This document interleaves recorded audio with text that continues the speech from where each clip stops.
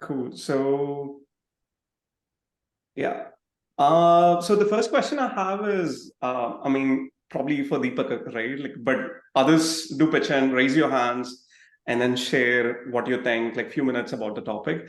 Uh, I have seen open telemetry as well, like coming out, but like still, I feel like the market share is more for Datadog and then a lot of other companies.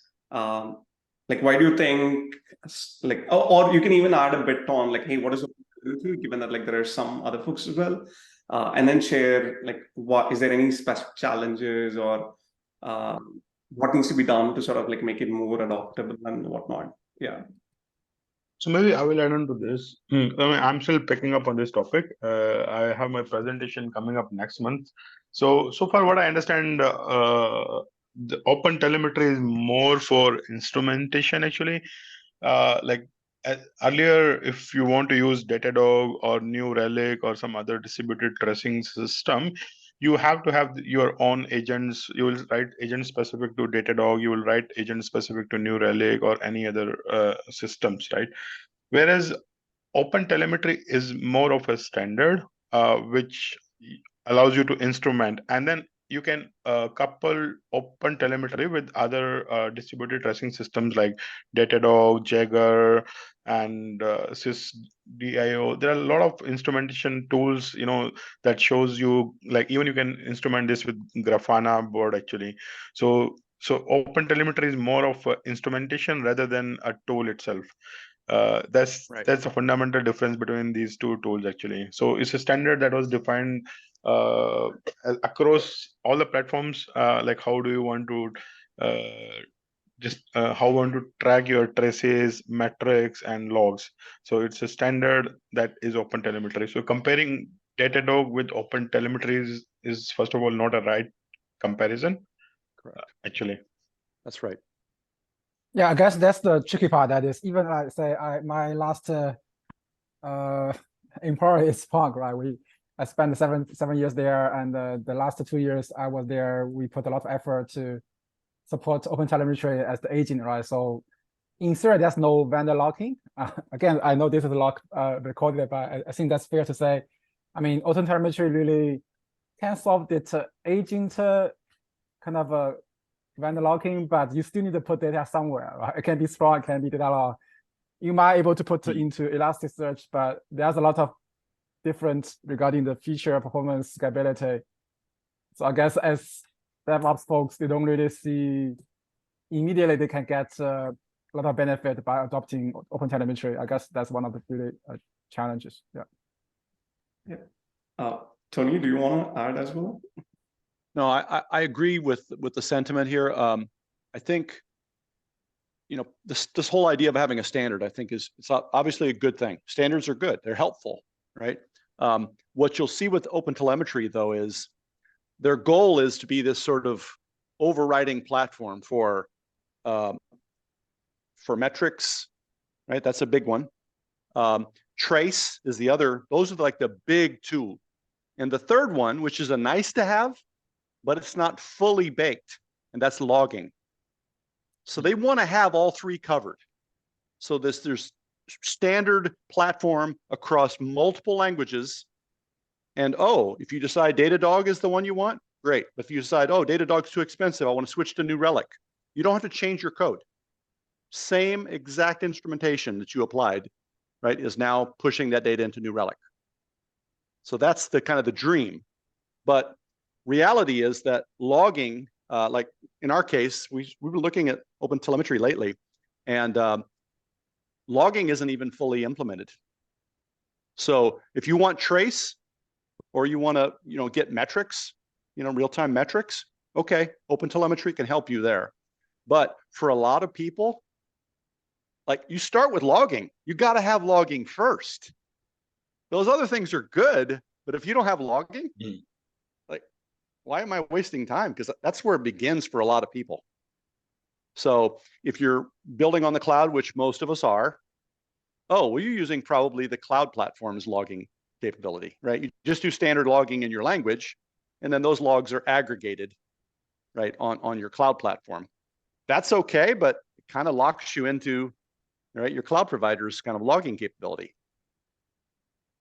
And the promise of open telemetry, hey, you can do all of this in a single, package, and you can move all of that logging, the metrics, and the trace information. You can move it to any of these, New Relic, Datadog, etc. You don't have to be stuck on any one. So the idea is valid, but it's still early. We're going to have logging. If OpenTelemetry is going to get mass adoption, logging will have to be fully supported, in my opinion.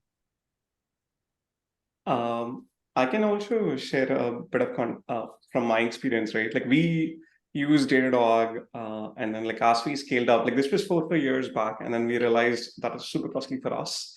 And then we also use New Relic, and then like our company was moving away from it, not just the cost factor, right?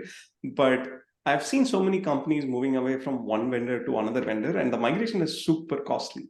And it's sort of funny. Like I've seen so many companies spending 40 to 50% on logs and metrics. Yes, like there is a business metric, like a lot of nitty-gritty details, but it's just metrics, right? Like why do you have to spend 40%, 50% of your cost? So in that sense, the migrations were super painful. So now I've seen a lot of companies are coming up with, hey, we are open telemetry supported observability platforms. And to your point, it's sort of interesting to hear from Tony is like you sort of mentioned traces is critical. But in our perspective, traces was the last thing. It was that criticality on, hey, whether it's logs, traces, or metrics, I think like it differs for companies to companies. Because for us, in order to use traces really, really effectively, it was so hard to embed tracing at a later point in time in a large company. Yeah. If you have hundreds of microservices, and it's just impossible, like unless you can begin that nice to have from the beginning. But anyways, I think like open telemetry is cool. Like I've even seen eBPF. There are a lot of cool things coming up these days to simplify setup. I am not sure whether there is some open logging platform, but I'm sure there will be something, but it's not well adopted, I would say. But yeah, Prometheus Influx still beats out most of other setups.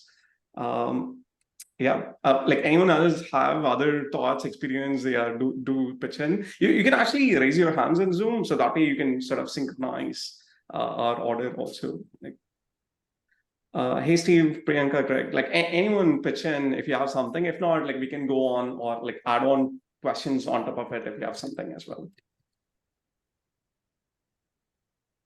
Okay, so I'm assuming no questions, but I'm sort of wondering, I've added the questions at the end, but since it's linked, I'm sort of connecting. Has anyone used or tried eBPF based platforms? What's your experience? Any thoughts on those?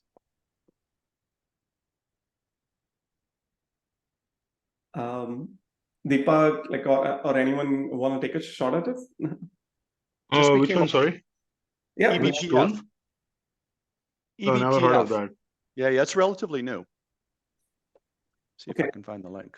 So I can share a bit of context till he shares the context, right? So all the, till now, even with including open telemetry and other observability platforms, you have to add integration with every service in every language. If you're using Golang, you would be using a Go library to send Prometheus or Influx metrics. If you're writing Python, you will have to depend on the Python library. And then the same thing has to be done for all of your services in different code bases. So not only like it's harder, but also like supporting standardizing across all different stack and across your teams is tricky. And that's why like a lot of people I've seen, they don't adopt observability easily till they face critical issues, right? But what eBPF have done is they sort of gone level below, and then they are saying it's almost like TCP. Like, I don't know whether you've seen Wireshark or TCP dump. You can sniff packets at TCP level, but eBPF lets you do that in kernel level. And like in my past experience, our company was watching for events and then building a security product, but the same thing can be applied to observability metrics as well. So these companies are saying, hey, you know what? You don't have to configure anything, but like eBPF can take care of it. Like we'll give you a dashboards and whatnot. So that's a trend these days. Yeah, Tony shared the link. Yep. No, it's interesting. It's interesting to compare them against each other because they're not the same. They don't cover the exact same kind of functionality, but there's definitely some overlap. What do you mean it doesn't cover the same functionality? I don't think you're going to get all the same kind of capabilities on open telemetry as you're going to get on eBPF. Similar, definitely some substantial overlap, but there's going to be differences, and it'll be interesting to understand those differences a little bit better, because open telemetry is clearly, better understood. Like, more people know about open telemetry. When I meet, like, I'm doing, interviews now and then, and I'll talk to DevOps engineers. People know what open telemetry is. That's not like, but even on this call, people are like, eBPF, what's that? Like, and I just learned maybe 6 weeks ago, I came across it. I was like, oh, what's this? Oh, interesting. It's relatively new. Like, people aren't as aware of it. Gotcha. Steve, yeah. Yeah, I would just add, I mean, it's been around actually a while, maybe, 5, 6 years, 7.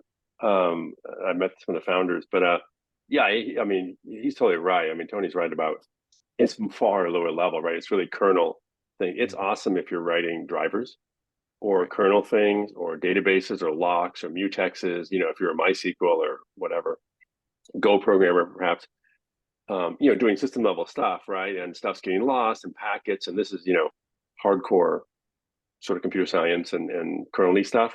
It's awesome for that because you can just query all kinds of cool stuff at super high speeds. But it's complete. I mean, open telemetry and all that are much more application based, at least in my mind. And web server and web, typical APIs or whatever. And those two worlds don't overlap a lot, in my experience. I mean, you're either an embedded systems, kernel, MySQL mutex locking 10,000 sockets person, or you're a Java programmer worried about, MySQL logic and your app logic and, GraphQL or something, right? Those worlds are not overlapped a lot. Both are important and both are different tools, but that's at least how I see it. And one can inform the other, of course, especially when something goes wrong, right? But they're not the same. And I'm kind of surprised people haven't heard about it. I've seen it at conferences, a number of years ago, but yeah, it's kind of for the Linux crowd, Linux sysadmin crowd, where I've done a lot of work. So you wouldn't see it as an app person, I think. Just my thought. Yeah. But it's good. Yeah, I've sort of seen that leveraged in a very different way as well. But yeah, I'll keep this discussion out. I think do check it out. It's really cool.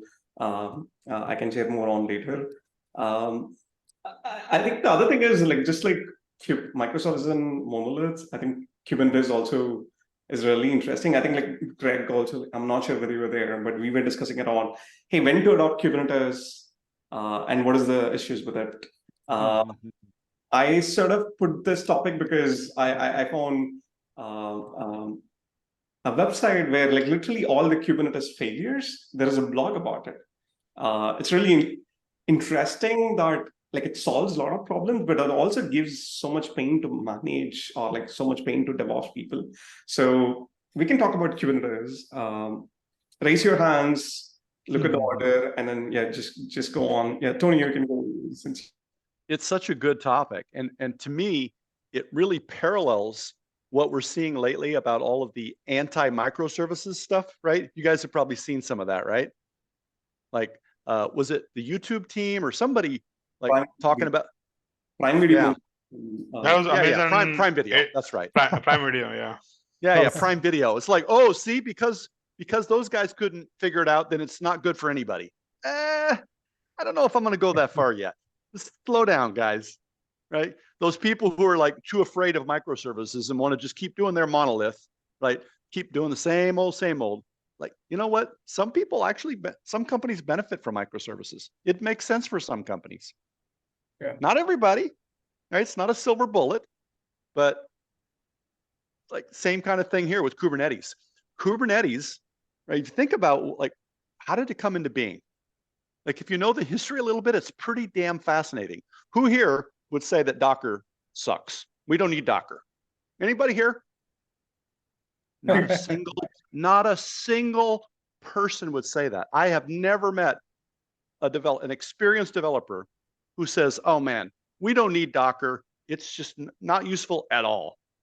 Almost 100% of developers I've met recognize the value of Docker. But the reason we say that is because if we're system builders, like building software, oh, it's really useful for us for our work. But now how do you take that model and actually move it into a deployment? How do you deploy production systems? Well, Docker in and of itself isn't enough. You have to have orchestration, right? You got to have it. So, okay, well then what? Oh, if you roll the clock back and you look at history of these different competing solutions out there, oh, you had a couple of different players. Even the company behind Docker, they had what was their technology? Anybody remember it? Swarm? Swarm. Docker Swarm, yeah. Yeah. What happened to Swarm? You know what? That lesson right there, if you learn it, they couldn't make money with it. So what did they do? They sold it to somebody else. And what did that company do? They rewrote it. And guess what it is now? Kubernetes. So at the same time, when Swarm was trying to kind of be like the thing, the platform for orchestration, Google says, hey guys, we already have something we've been using internally for years. We're going to go ahead and we're going to put it into open source. We think you might find this useful. Boom. Like a bomb went off. Everybody immediately sort of gravitated towards it. And now, go to the CNCF website. Look at all of the innovation. It's created almost like a whole cottage industry of technology. Now, there's going to be a day, if you keep working for another 5-10 years, there's going to be a day when nobody talks about Kubernetes because we're going to build abstractions on top of Kubernetes. That's the next wave. But right now, Kubernetes it's critical. Now, that said, we all know you can lead a horse to water, but you can't make the horse drink.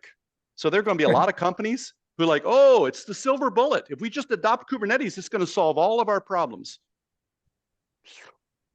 No. But it's a powerful tool for orchestration. If you really understand containers and what they can do and how to take full advantage of them, you can leverage Kubernetes. And every major cloud provider offers a solid Kubernetes service. They're all solid. You can do scale on a Kubernetes platform, AKS, EKS, GKE.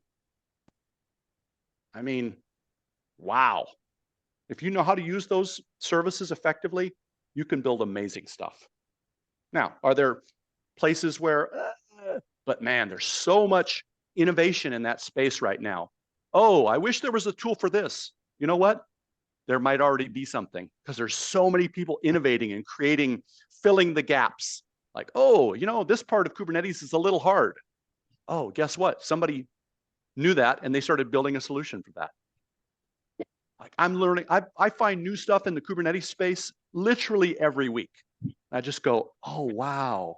I would have never imagined that. That's so useful. Wow. Yeah. By the way, that is when we decided to move to one orchestration system, we struggled a little bit whether we choose Kubernetes or use simple systems such as a Nomad, right? You know that. Nomad. Yeah, Nomad's cool. Yeah, then it was a very struggle. And in the end, we still choose Kubernetes mainly because it's everyone's choice, right? So it is complicated for sure. There's multiple versions. There's a lot of unstable stuff. Again, it's way more user than Nomad, and we think it will just getting better.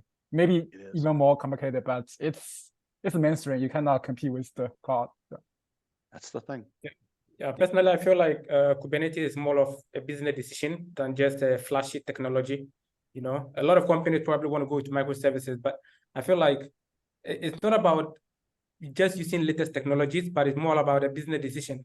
Because at the end of the day, you have to consider what is Kubernetes going to help me solve in my company, instead of just hooking up to the trend. For example, I work on a project for VW, and my first time, it was very fascinating how Kubernetes in their self-driving car, we used to build models for VW, and how their self-driving cars, it's a Docker image, and you pick this Docker image and you put some microprocessors.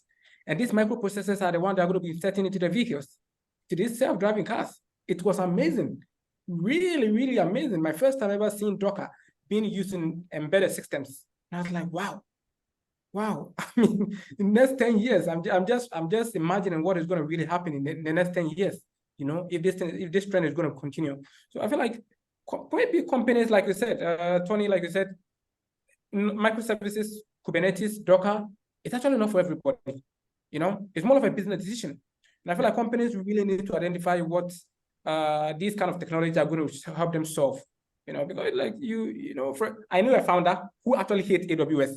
The moment he hears AWS and Kubernetes, he goes mad because AWS robbed him of some part of his money, you know, the bills. So he hates AWS to the core, you know. So such a founder, if you bring Kubernetes to him, probably you're going to lose your job as a CTO.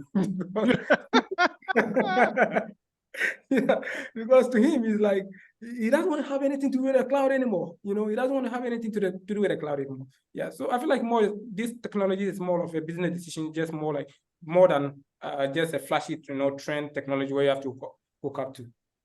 I'll share a bit of context around how we scaled before Kubernetes, right? I don't know whether everyone takes Kubernetes for granted.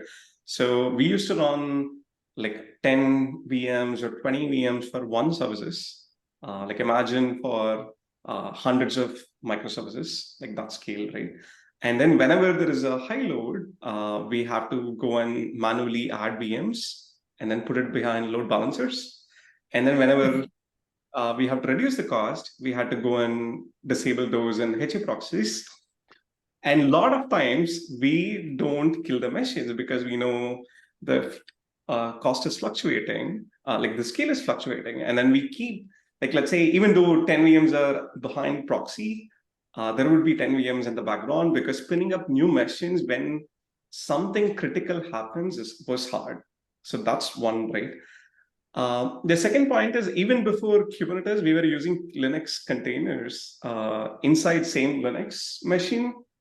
It's not exactly like a Kubernetes terminology, but within a single VM, we were still able to run multiple containers. Like it's all C groups and all of that, right? So we were able to leverage that and then run multiple Kafka or Zookeeper within the same machine. But nobody wanted to manage it. That's another thing. It was so hard to manage and maintain those Linux containers. Like, hey, where is this machine? In that machine, which container has this Kafka? Out of that, like, where is the logs? All of that, right? So now, I mean, stitching together points, right? Like migration to Kubernetes is not easy when you are in a VM ecosystem as well. But we've seen Kubernetes helping a lot in terms of scale. But what I notice with companies is go and check in your company as well. They stop from deployment perspective, not using at the right scale perspective. Yes, it's easy to scale up 10 pods. It's easy to scale up 20 pods. But I don't think that is linked with the right metric for auto scaling in HAs, because mostly companies use the default charts and then like they don't scale up and scale down. I feel like it's still not leveraged. Like they create a node pool, they create massive things, and then like even small startups adopting Kubernetes sounds sort of silly to me. Like yes, EKS and then GCP managed Kubernetes is simple, but very simple things like limits and then like not configuring, let's say RBACs, like, and then people just deleting prod clusters instead of staging cluster. I've seen it all. So so those are crazy. But yeah, I mean, that's what I'm saying. Like, connect the dots. It's awesome for scale, but some other people are abstracting to the pain point of managing Kubernetes for you, is what I would say. Anyone else using Kubernetes or like not using Kubernetes? I'm using ECS. I'm not sure if that qualifies in the same category as what you're talking about. It's an interesting platform too. It's okay. But I mean, it's managed, right? But why do you need at this point? Why do you think it's needed? Like yours is early stage startup, right? Like for your scale, like why are you leveraging Kubernetes is what I'm asking. Just to learn it. learn how to use Docker, see what the benefits of it are, rather than just like building everything from code. Yeah. I mean, for learning, definitely that's fine. But I mean, yeah, as I was saying, like I've seen startups adopting just because it's de facto tech. I mean, yeah, some of what they say, like I know, like for AWS, I met another guy. Actually, I think you may have been there too, maybe a month or so ago. He was using Elastic Beanstalk, and from what I've heard about that, is generally like it's kind of on its way out. I like using Docker. I mean, I think it it makes the DevOps kind of stuff, like pushing new code, building the image, getting it to a deployment seems very very easy. I'm not sure, and that's something that I got way too comfortable early on, is just building everything locally and then having no idea on how to actually get it online. And Docker definitely solved that problem, and then just kind of the evolution of that is just, okay, how do these orchestration systems work in Kubernetes and ECS, and so that's kind of where I'm at now. Go on, Deepak. Yeah, just to add on, I have a client that I'm working for.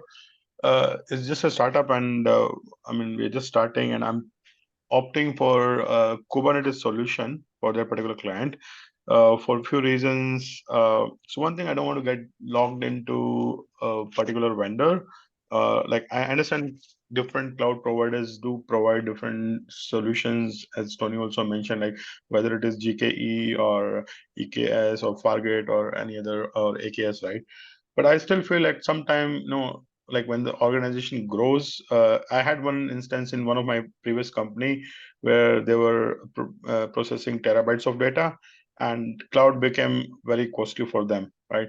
So I feel when we develop solutions, we should be able to be switching in and out of cloud providers, even to your own data centers, or even, let's say, just run on EC2 instances, right? So probably one thought that came to my mind was not using any particular cloud provider solution. Let's say if I want to use, sorry, I forgot the name, I forgot the name of the tool I was using in one of my company. OpenShift, yeah, sorry, thanks for reminding me. So you should be able to switch to any particular solution provider. That's why I chose Kubernetes, actually. Gotcha. Yeah, I think, right. Yeah, sorry, go on, Samuel. No, I was actually telling him that he's right. I mean, that is one thing I think most companies, early startup don't consider. The fact that if you log on to probably ECS, ACS is basically for Amazon, right? But so all your data, if you really one day want to leave AWS, it's going to be very hard, impossible actually, to actually port your data out of AWS, But if you use Kubernetes, you can port your data to another cloud provider which uses another Kubernetes service. So I think that is one thing most people really need to consider if they want to really move to the cloud and use all this fascinating Kubernetes stuff. I think that is one thing they need to really consider. Yeah. I'll sort of stop by saying, like, just go and read Kubernetes.af stories. I don't know whether you've seen some personal thing, but very small issues sort of like leads to the whole cluster being down, right? But yeah, like each and every post sort of makes a good discussion or a meetup topic. But yeah, just go and read it if you're managing, or like talk to people who are managing Kubernetes also. So yeah. Actually, have any of you guys seen GKE's autopilot mode? Have you seen it? Can you share a bit more on like what it is? Yeah. And I think this is a sign of what's coming in future. So pricing model for all of these services we're talking about on the cloud providers, right? The management plane you get for free, you're paying for the compute that you spin up, right?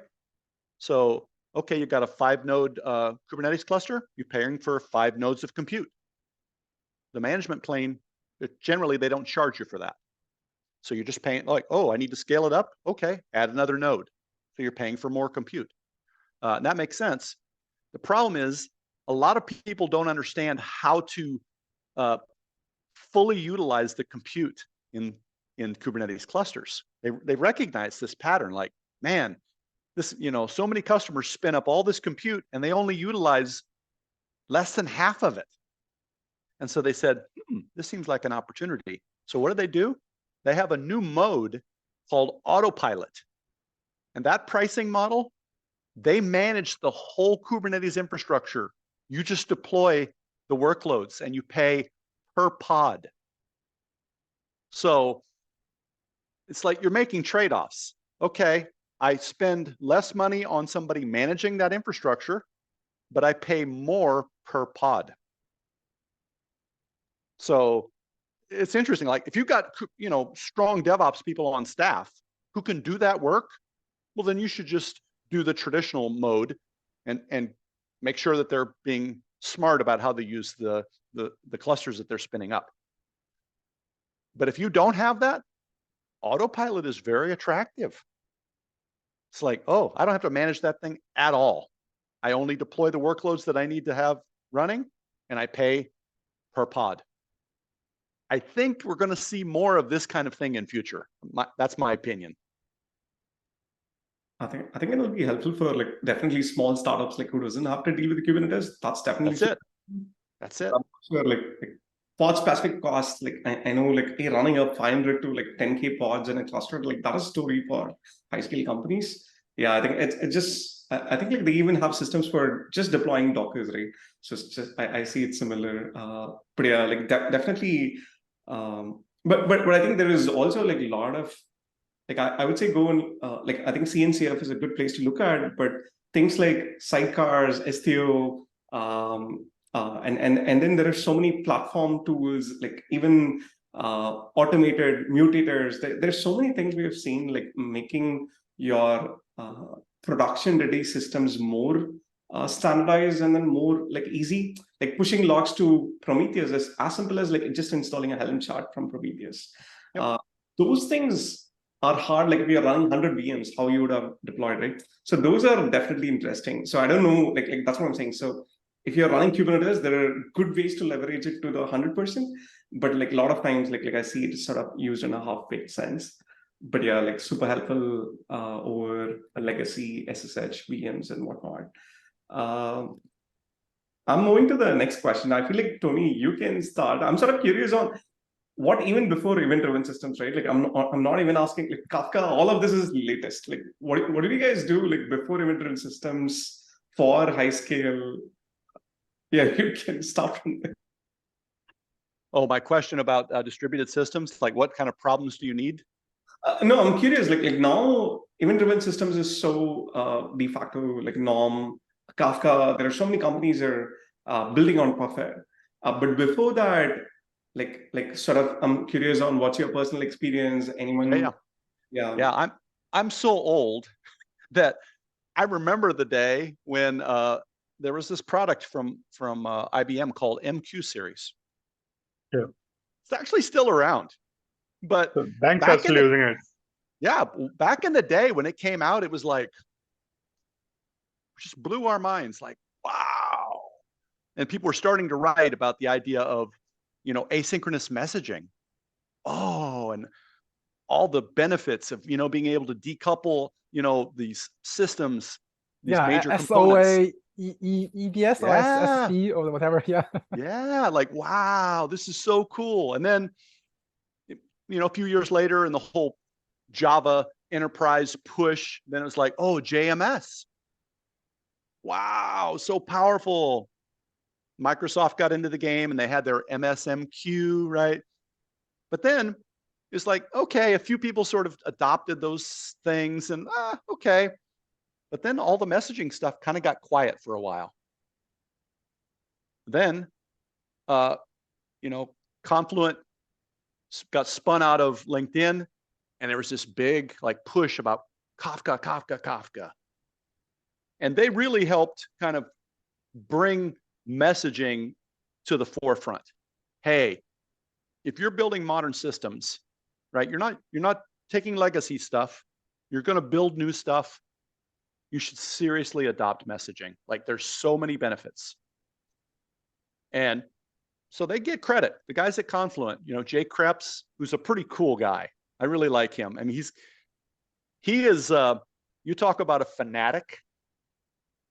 He thinks, he's actually such a fanatic. He thinks that, you know, a log-based system like Kafka should be the canonical data store in your enterprise. Databases are nothing more than just views of the logs, of the log data.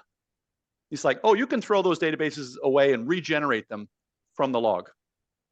Like, forget databases being, you know, the source of truth. The log should be the source of truth for all data. Like, that's like way out there. I don't know that I 100% agree with him, but I agree with him more today than I did a few years ago. I'm definitely moving that direction. And now that we're in this kind of space of streaming where it's not just messaging, messaging's cool and it enables all kinds of things, but now we're starting to recognize the benefit of fast moving data. Like, oh, hey, there's things going on in the world, and the sooner we can actually react to those events, right? That data that is being ingested, the sooner we can do something with it, the better, right? It's a very competitive, hyper-competitive world in many industries. And if you can do something to, yeah, CQRS, absolutely. If you don't know CQRS pattern, 100% you should look at it. It's really powerful. Like, man, this is the stuff. We're all talking about it now, and in 5 years, everybody will be like, of course, yeah, I've been doing that for years. We're not there yet, but we're right on that tipping point, I think, in the industry. Yeah. And you get companies like Time Plus, like that's an example of the kind of company that's going to help it become mainstream. It is like, hey, you know what? Yeah, it's just Kafka's ubiquitous. It's coming. Every major company is like, oh yeah, we got Kafka. It's everywhere. Okay, but now what? How do I tap into that data and very easily process it and turn it into something that's usable? You should talk to Joe, seriously. That kind of technology, and there's a couple of companies in that space that they're competing with. Super interesting stuff, and it makes it so much easier than, like, I don't know if you guys have used Flink. If you want some pain in your life, you should go ahead and, you know, do some Flink, Apache Flink. Powerful stuff, but complicated. Like you can't just take anybody and say, hey, go learn Flink and help us figure out how to leverage that in our company. Yeah, I mean, it's powerful, but I've said this to several vendors. I think I even told Joe this on last time we talked. I think we're at peak Flink. I don't think Flink, you know, Apache Flink gets a lot better from here. I think we're real near the top of Flink, and this next generation of stream processing tools, like, you know, his company, they're going to go way beyond what Flink gave us. So I don't know, like, whether anyone have like seen not using event-driven systems. Like it's sort of become a norm, but I'll also share a bit more. I keep sharing this. I think like I've shared this last time as well. I mean, ignore the like domains and whatnot, but from a monolith, what I've seen is companies moving to event-driven systems, right? So these days, Kafka and so many other companies are making it easier. So that's why I shared like CQRS and all of that. Like, so we were slowly getting into ESP, I think Cobra or Corba, I forgot, like even before Corba, yeah. Yeah, so there were some things for making remote calls and then some sort of structured way to segregate your domain modeling and then like scale your services. But I would say like just similar to Kubernetes or like other tools which made, I mean, C groups namespaces was there, but Kubernetes just made it easier. In the same way, I feel like Kafka and then those toolings sort of enabled everyone to adopt distributed systems in an even easy way, right? And yeah, here is just an example. Like I tell, like if you don't have context, it's more like you send events, like whatever you do in your backend, like be it somebody signed up, you send an event, somebody booked an order, you send an event, somebody made a payment for a booking, you make an event, and then some other consumers can be scaled up easily without you calling microservices, right? Now, I mean, just create a permutation for like hundreds of microservices, right? So we had companies, I mean, in our company, we after adopting Kafka, nobody were asking us, hey, give me the data, like, hey, call us this API. So they were able to build on their own independently and then like leverage the same events. And then at a particular point of time, we didn't know how many downstreams were using this particular event because it became so critical. I think like I saw a post today in a platform engineering where they were saying some other downstream were building critical reports from logs of a parent service. It's sort of anti-pattern, but like if you're using events, you can easily bring up reports, data, like aggregations, like data engineering, all of that. Like we've seen it evolve in a much seamless way than like you having to deal with like all the teams talking microservices and then all the contracts and all of that, right? So yeah, it's a pretty cool thing in some way. Zoe, I think you should also add, like, is there any use cases or scenario where people have said, hey, you know what, like this event-driven systems doesn't apply, or like, hey, no, we don't want to use this, like we want to stick to microservices? I'm just sort of curious. You might have heard some stuff.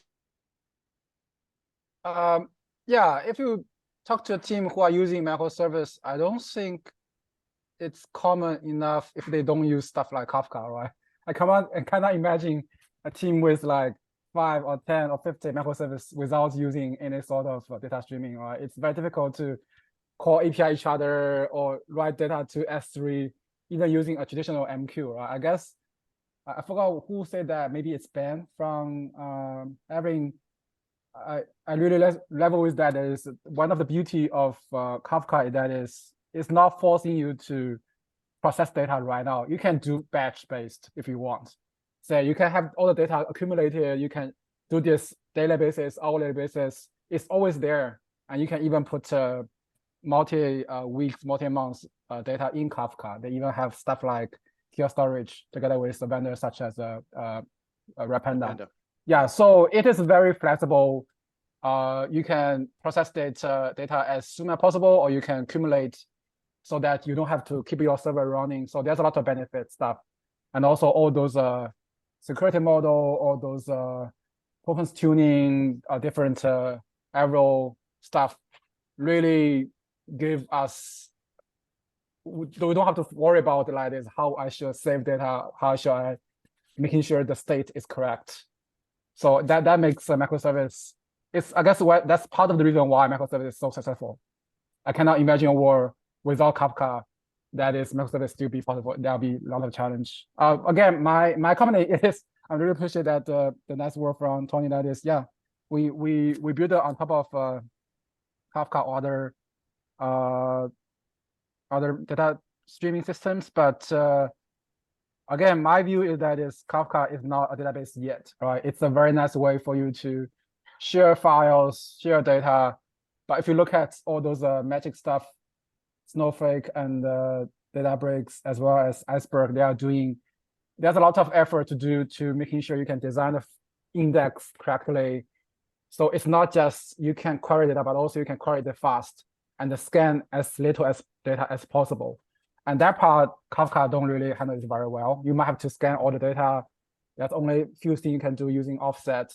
So that's part of the reason why, for example, my company tried to build a real database on top of Kafka. Again, I'm not going to sell that idea to you guys, but I just want to echo with you that is, yeah, we are lucky in this world that is we can use both Kafka and the microservice together. Yeah.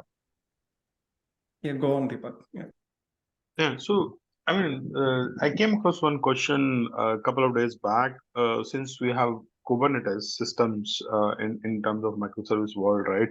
When it comes to reliability, which Kubernetes does provide, and the context is like you are having a RESTful service versus Kafka, right? I mean, I was doing some Google on it, and I find everybody suggesting if you have a reliable system, then the reliability on both ends is same. Actually, I do understand that, let's say service A is sending a message to service B, Kafka definitely wins when the service B is down, right? Kafka doesn't go down, and you have more reliability in terms of Kafka, right? The two systems can work independently when other is not live.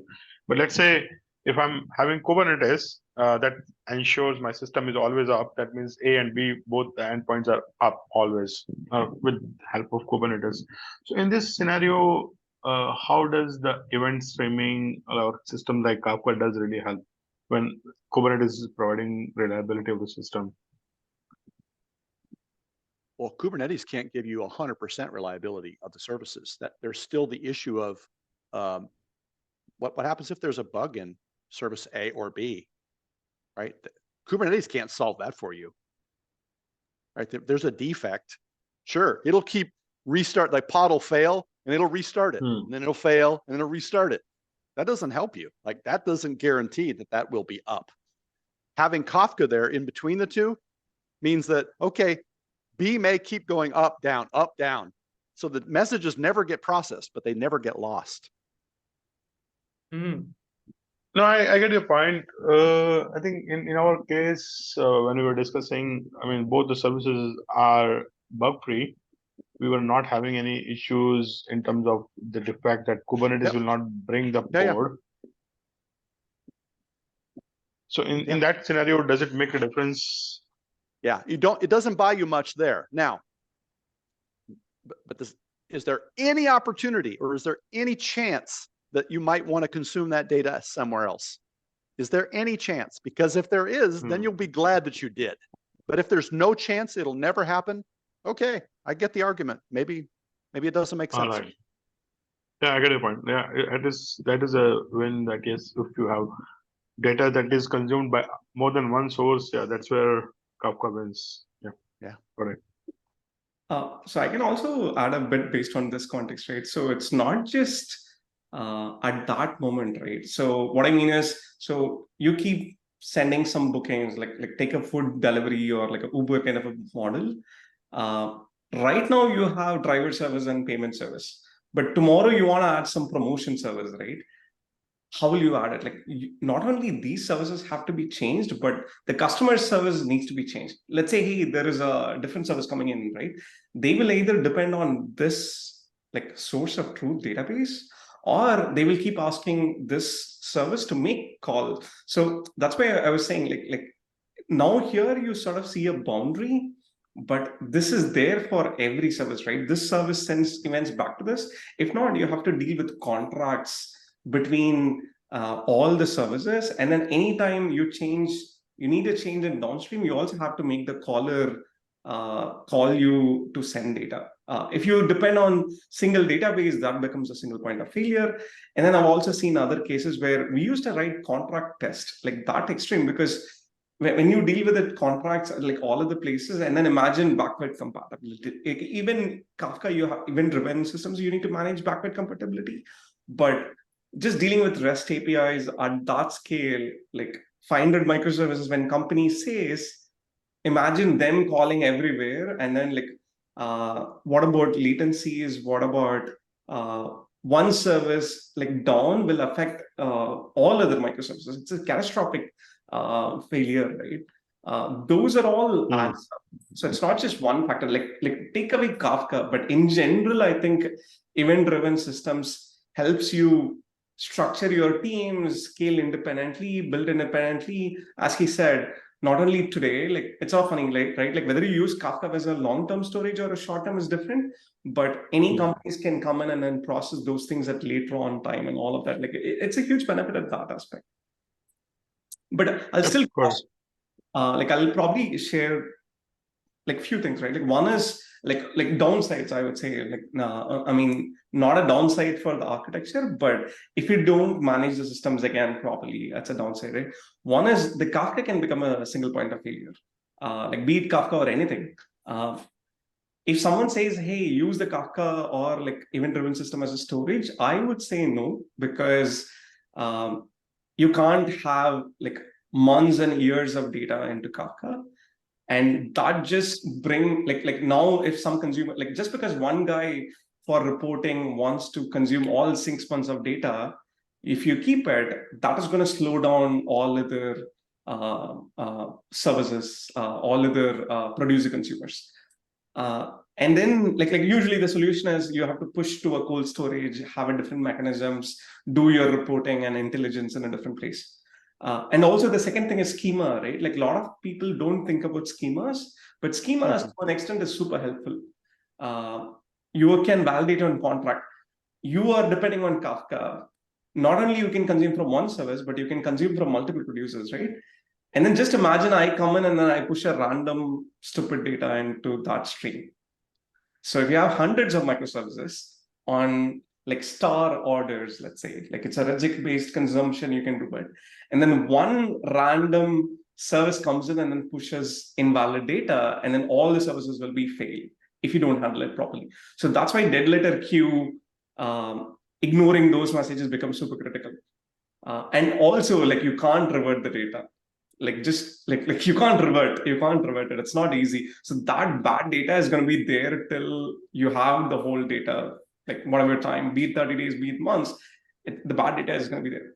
And it's impossible to sort of, I mean, now like Zoe can add, there are a lot of tools which is simplifying it, but it's really hard to prove whether you missed a message. It's really hard to prove where you missed the message. If you have that kind of like then tracing, like all of that sort of adds on. But yeah, like with any tools, if you adopt it, you have to sort of have this additional standards and practices to sort of use it properly is what I would say. Like if you just think Kafka will solve your problem, again, you are in the same pitfall. So yeah, no, those are excellent points. Thanks, Tony. Thanks, Dinesh, for sharing these insights. Yeah.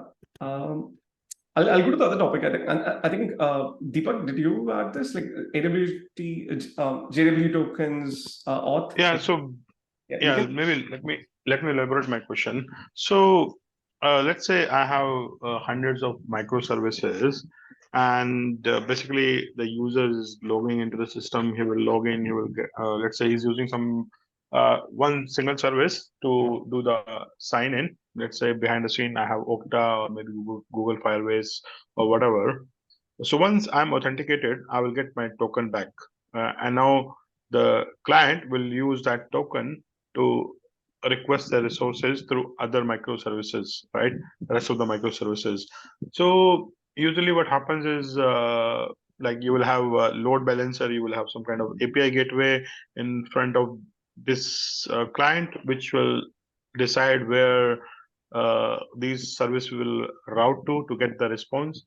And at the same time, the API gateway will check these headers that are coming as a part of request, right? Whether it is an authentication token or not. So what is the best practice in this kind of scenario for the API gateway to make sure it doesn't go back to the actual authentication service to do the validation of the token? I know there can be some kind of caching mechanism that can be put in front of these authentication service to validate whether the token is still valid and if user is still logged in, kind of thing. What do you guys suggest the best practices for this kind of scenario? Tony, Zoe, anyone use JWT? If not, like I can go last. Tony, you can share. It's not just JWT. It can be any kind of token mechanism, right? It's not very specific to JWT. JWT I just mentioned as a part of token.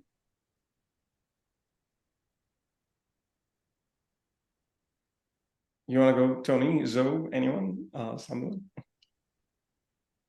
No, that's usually where I reach out to get expertise from someone else, because as we know, authentication, right? That's an interesting space. Yeah, security is something I try to be very, very careful. I mean, I don't know whether I get your question. Like I'll share my experience, right? So usually what we have is there is a proxy, as you said, and then that service sort of not only validates, authenticates, but it also decorates the user request with some data. Let's say you have a token. I mean, if it's JWT, there is expiry, and then like you can embed something inside the token. But if not, like usually that proxy service does this job, right? And just like SSL does termination, like, I mean, you do SSL termination in proxies, we do this kind of like unauthenticated flows from that proxy on. I mean, what I mean by unauthenticated is it doesn't have to be HTTPS. It doesn't have to have tokens which is exposed to users, but rather you have some user ID or you have some unique ID headers or like some means, right? And then that can be propagated to the further calls. So more specific, right? So we added like, I mean, we did this in a bunch of services and then that was too much. So then we moved to Lua code and Kong, and then we did something in load balancers Envoy. We did that auth, like, hey, check in database, Redis cache, because I mean, that's going to be a lot of load, right? Like on that particular service. And then like from that point on, like everybody assumes it's authenticated. And then if you need any data, they call again the source of truth, like call it customer service or like the owner, and then they populate the data. So, I mean, simplifying it, not everyone should be doing auth. It stops at the proxy level. Treat it like a SSL termination, like that's a better analogy. If you need more data, yeah, sometimes you have to call the APIs, but mostly you don't need it, is what I would say. I'm not sure whether your scenario requires something else. Yeah. Okay. Well, my question is more onto the proxy kind of level. Like suppose user is already logged in through the proxy service, and now you have already propagated the token, right? So now you want to get some data using second service or third service, right? Definitely you don't want to re-authenticate the user. You have the propagated token from the first request that when you log in, right? So what are the best, like you mentioned about the Redis cache, you cache the token. That's what my understanding was also. Probably you cache a token and you put into some kind of cache to say, okay, now this user has logged in, you go and update your cache. And second time, when the user is requesting some resource, you check that particular token in the cache. If it is there, if it is valid, then you allow to go to get the service from data, further data, right? So any other best practices that you guys do other than these? That's what I was trying to understand. Yeah, I sort of see like two questions, really. Like one is, hey, how does the flow look like? But the other thing is, yeah, like that particular proxy, it needs to have like really a lot of good practices. Like I'll let others sort of pitch in as well. If not, I can add some more points. And anyone else dealt with like any login auth services? Okay, I'll add on, right? So one is, if it's public, rate limiting is super critical. I'll give you context. Let's say there is one, like you have 100,000 customers, but as a one bad actor, I can bring down that service. DDoS, right? Simple DDoS. Like I can keep calling, I can write a bot, and then your service would be flooded. So that's why caching, I mean, it's sort of like you have to think in a architectural way, hey, where all the single point of failures can happen. And then you keep removing that single point of failure, and then you add additional components, right? So in that way, DDoS, public APIs needs to have some sort of tracking to do that. Then you can block them. Then the second thing is, of course, easy scalability, right? Like that, like the login was our highest scale and also like highest number of machines. There it was, interestingly, we didn't use Kubernetes. We wanted to be on the VMs because we didn't want it to scale down. So we wanted more we over-provisioned it. So that's another thing. And we also did some sort of sharding because we hit a very different high scale. So we sort of sharded and then said, hey, this country requests go to this particular services. Like simple example is, they had super massive load in Indonesia, but you're expanding to a new country. The new country it doesn't have that much load, but you have to scale like that same service, right? So rather than treating your architecture as just multiple instances, now you have to create a new instance or new set of instances behind a load balancer and then scale it, right? So we did sharding. And then we also did some sort of archival auto cleaning databases. You can't keep the tokens forever. Those issues also like happen. That Redis can go down, so then bring in Redis cluster. So all of that, like treat every component in that login flow will fail, right? Then you can keep optimizing it. We rewrote a bunch of code there. We moved, like that's what I said, like we had services, but then we realized it's so costly. We moved it to like load balancer plugins. We use Lua code and Kong and then Envoy. I forgot what language. So so that extreme scale pushes you to different things. But yeah, if not, yeah, you can, yeah, like till that time, you don't need that heavy weightlifting or overhead around those things. Yeah, well, thanks, Dinesh, for sharing your experience. So I don't know whether we have other questions. Any other questions? Okay, let me just check. I actually have a question, but it's related to Elasticstack. I don't know if anybody is using Elasticstack. Yeah, go on. What's your question? So I mean, so it's actually something I'm working on, but I'm finding some bit of challenge. So for example, I'm having this Elastic and I'm having a class test on Elasticsearch, you know, but then I'm having webhooks which are coming in from different services into the Elastic cluster. But right now, what I want to be able to determine is so it's actually a ticket that I'm working on for a company. So what I want to be able to determine is, for example, if you know this telecom is a telecom, the company is a telecom company. So if providers come and buy data, right? They come and buy data. I need to be able to know probably the webhook that is coming in. It comes with a mobile number. So I need to be able to know how much data consumption, like is it 1%, 70% or 99% has been consumed, and it is coming with a webhook. You know, I need to be able to determine that. It's something that I'm facing a lot of challenge with, you know, trying to determine that on Elasticsearch.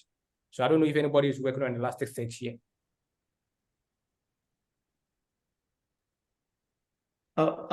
I would say, I mean, can you sort of simplify your question? Like, I think it's a lot. I understand, like, hey, you're dealing with a problem, but I mean, webhooks, and then you want to take phone numbers and get some percentage. But what is the exact issue with Elasticsearch? Are you trying to, like, some sort of, like, is it time performance, or is it like you're not able to get the data you're expecting from Elasticsearch?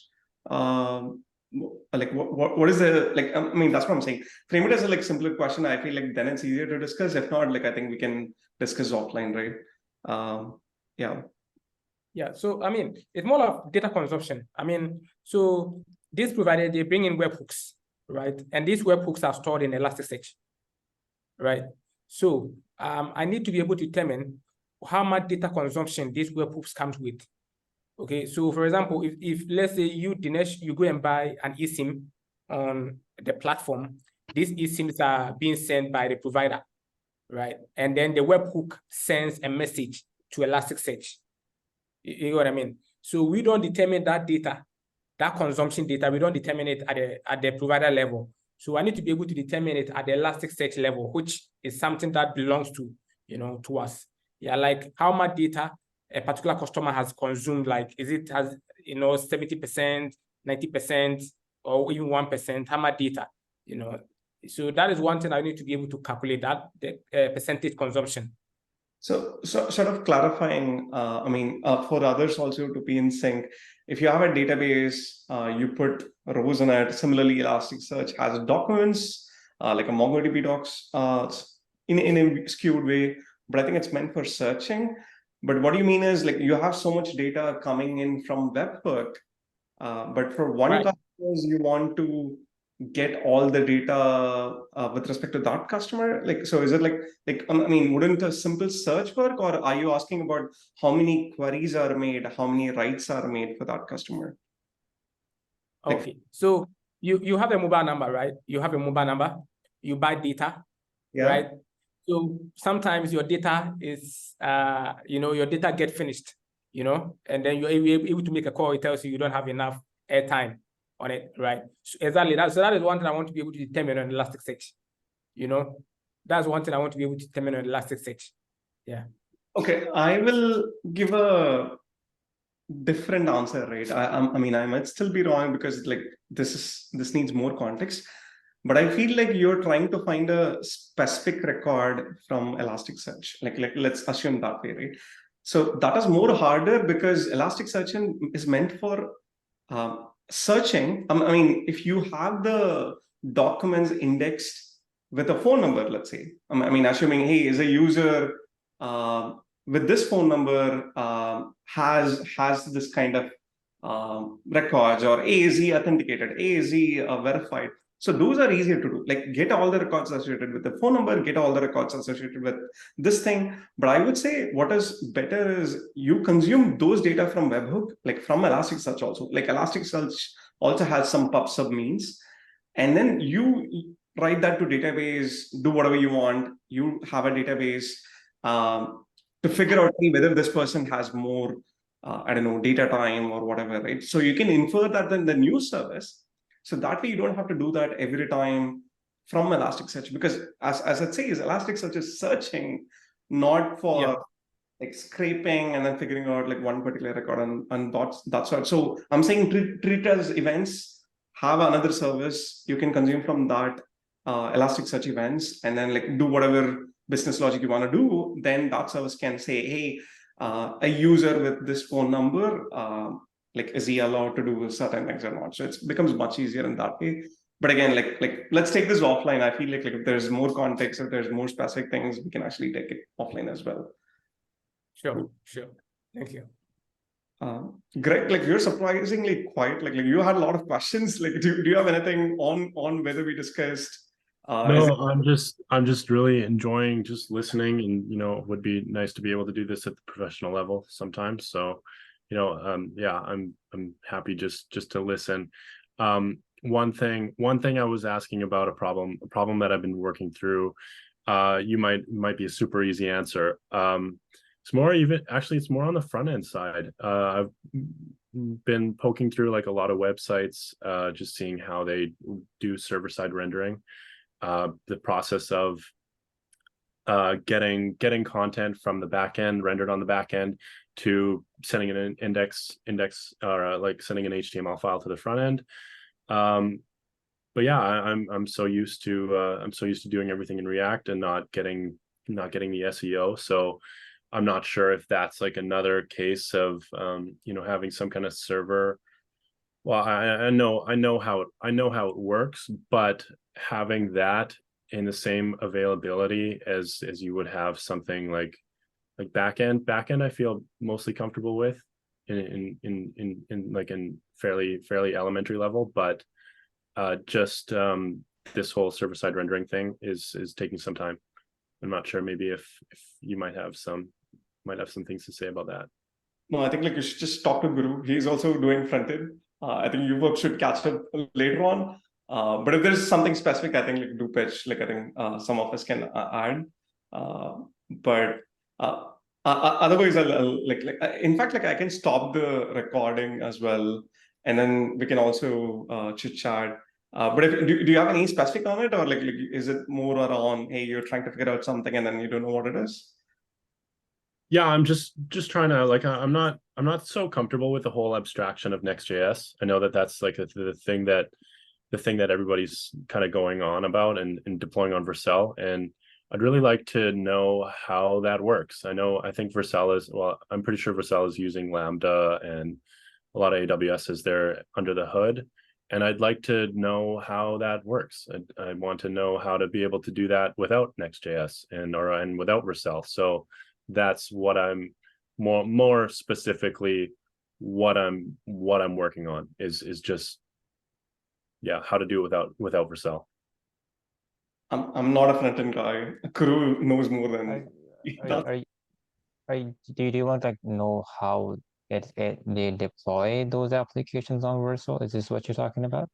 Yeah, something like that, like how they do the like the SSG and the they can do I mean, whatever the other one is, like ISR and these kinds of things where they cache the HTML, and then I feel like there must be like some triggers going on.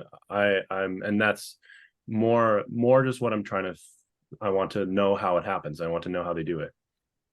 Okay, I never really thought about it actually. I never really looked into it, like what is going on behind the scene when we deploy something using Vercel. Like I mean, you guys are from DevOps background. Like somebody recommended me to use Kubernetes to build stuff and then deploy rather than using Vercel.